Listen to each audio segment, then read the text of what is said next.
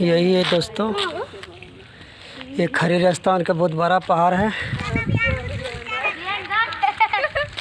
बहुत मुश्किल से वीडियो बनाने आया हूँ। करीब 1.5 किलोमीटर ऊंचे पे खरेरी स्थान है।